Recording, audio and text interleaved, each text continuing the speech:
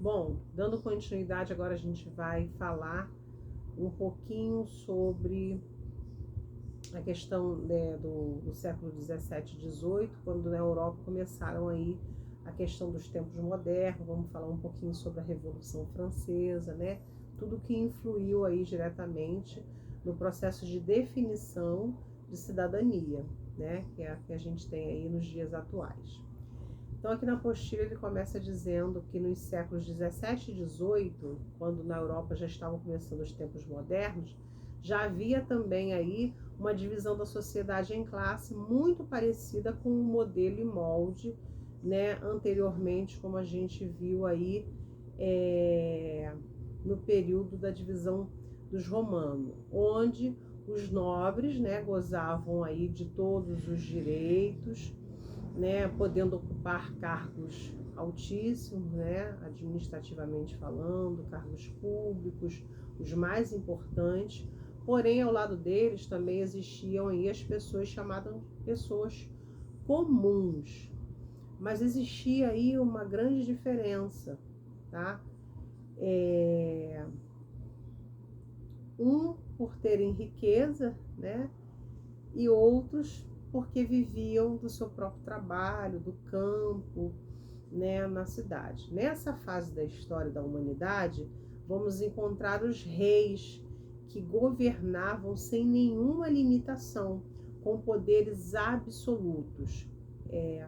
E quando a gente fala sobre isso, né, e esse período ele foi considerado absolutista, justamente por conta, né, do comando dos reis nesse período, de forma absoluta. Por isso que esse período é chamado de absolutismo. Porém, é importante ressaltar que os burgueses, né, eles se revoltaram contra os reis e contra todas as suas injustiças, e com isso eles aí proclamaram então uma revolução chamada de Revolução Burguesa, tá? Justamente porque eles foram contra os nobres, né? 2 anos depois desse período da Revolução, chamada Revolução Burguesa, que foi em 1789, ocorreu na França um movimento também revolucionário, semelhante com o da Revolução Francesa. Ele foi importante porque ele influiu para que grande parte do mundo adotasse um novo modelo de sociedade, criada em consequência da Revolução. Foi nesse momento e nesse ambiente que nasceu a moderna concepção de cidadania, tá? Então, foi a partir daí que surgiu esse novo conceito, né, que temos sobre cidadania, que veio justamente para afirmar a eliminação dos privilégios, mas que a gente vai observar que um pouco depois disso ela foi utilizada justamente exatamente para garantir a superioridade de novos privilegiados, né? Então caiu por terra aí toda a sua proposta. No dia 14 de julho de 1789, o povo ele invadiu a prisão de Basília, que fica na cidade de Paris, né? Onde se achavam os presos e acusados de serem inimigos do regime político absolutista. Esse fato ele foi assim de fundamental importância, porque foi o início de uma série de modificações importantes na organização social da França, e justamente no seu sistema de governo, estando entre essas modificações a eliminação dos privilégios da nobreza. Por esse motivo, a tomada de Bastilha passou a ser comemorada como o dia da Revolução Francesa. Mas a Revolução ela se caracteriza justamente por um conjunto de fatos que tem início bem antes dessa data, tá? Uma das inovações importantes que foram ocorridas nas décadas antes foi justamente o uso de palavras cidadão e cidadã, justamente para dar a conotação, né, e simbolizar a igualdade a todos, né? Então, nesse período, a mulher também podia já exercer os seus direitos e deveres. E vários escritores políticos vinham defendendo a ideia de que todos os seres nascem livres e são iguais. devendo ter os mesmos direitos. Isso foi defendido pelos burgueses que desejavam ter o direito de participar do governo para não ficarem mais sujeitos a regras que só convinham ao rei e aos nobres. Trazendo para a nossa realidade, que tipo de reflexão a gente pode fazer? Será que mesmo com todo esse passado histórico, isso mudou? Vamos pensar. O povo que trabalhava vivia de salários e dependia dos mais ricos. Também queria reconhecimento de igualdade.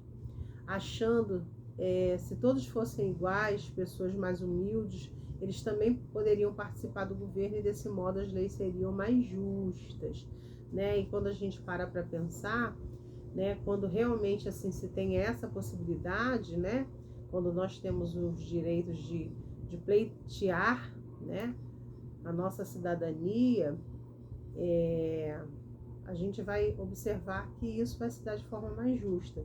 Só que a gente observa também que na nossa sociedade isso dificilmente ocorre, né? A gente trazendo para os dias atuais, apesar da definição de cidadania não ter tido tantas alterações, a gente observa o quanto é difícil conquistar esse processo enquanto cidadão, né, em uma sociedade. Cabe lembrar que mulheres tiveram importante participação nos movimentos políticos e sociais da Revolução Francesa. Quando se falava no direito da cidadania, a intenção era dizer que todos deveriam ter os mesmos direitos de participar do governo, não havendo mais diferença entre nobres e não nobres, nem ricos e pobres, ou entre homens e mulheres. Então foi a partir da Revolução Francesa de 1789 que se estabeleceu a noção de cidadania tal conhecemos hoje, que se contrapõe totalmente ao regime monárquico e às normas que a sociedade feudal propunha. Então surge assim o chamado Estado de Direito, que é onde se estabelecem direitos iguais para todos os homens a partir das chamadas cartas constitucionais. Surgem também as noções de liberdade, igualdade e fraternidade, das quais somos herdeiros. Assim, os homens passam a ter direitos iguais perante a lei pela primeira vez na história da humanidade, e ao menos em teoria acaba a desigualdade que existia até então. Ainda bem que ele coloca essa ressalva aí de que ao menos a teoria, né? Porque se a gente for parar para pensar, isso vai muito, né, muito aquém. Vou parar por aqui, depois a gente continua aí com os princípios éticos que foram consolidados a partir da Constituição Francesa e norte-americana, ok? Registrem lá suas dúvidas, né? Vamos participar, né? Para a gente poder trocar aí o nosso conhecimento, tá bom? Quero conhecer vocês, quero que vocês participem. Não deixa a tia Vivi aqui sozinha, tá bom? Peço mais uma vez desculpa, realmente hoje eu não tô muito bem, mas eu tenho certeza que a gente vai ter outros momentos e eu vou estar melhor e vocês vão ver que eu vou dar o meu melhor, tá? Peço desculpa aí a vocês por qualquer coisa. Não sou uma professora de ficar lendo apostila, mas eu confesso realmente que hoje, vocês podem assistir outros vídeos meus aí, dificilmente eu fico realmente apegada ali à apostila, mas hoje está sendo um pouquinho difícil para mim, conto com a compreensão de vocês, tá bom? Depois que passar o módulo de vocês, vou até apagar esses vídeos aí do YouTube, porque geralmente as pessoas acompanham, gostam da minha aula, mas eu sei que hoje eu não estou no meu melhor momento, tá bom?